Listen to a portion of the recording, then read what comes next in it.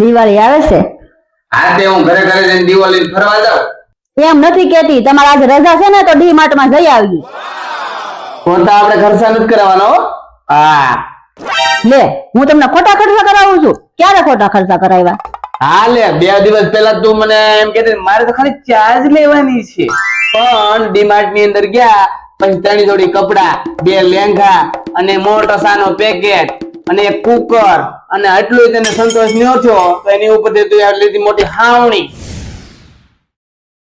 અને આપને એમ થાય કે ભાઈ હાલો હવે આ બધું વસ્તુ લીધું છે તો ઘર ભેગા થઈ જાય કોથળી લઈ, તોય તને એમાં સંતોષ ન થયો એટલે લીધી મોટી જબર બેગ, એમાંય તને કઈ સંતોષ ન થયો એટલે ઘરે આવીને સામાન ખાલી કરી અને બેગ છે એ તારા બેનપણીને પધરાવી દીધી. હા તો એ પાછી આપી દે અમારી બેનપણી, તમારી જેમ નથી. પાછી હું દી જાય બુસ. નહીં હો, મારી બેનપણી તમારી જેવી નથી, બુસ ન મારે. તે ઈ તો ગયા મહિનાનું હતું, આ મહિને મેં તમને 1 રૂપિયાનો ખર્ચો કરાવ્યો છે? હા હજી તો મહિનો શરૂ જ થયો છે, 10 તારીખ આવી જ છે અને દિવાળી આવતા આવતા તું મારી કિડની કાઢી નાખી.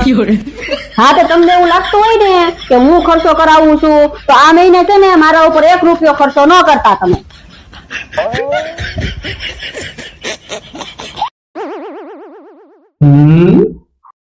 હું થયું મારી વાલી?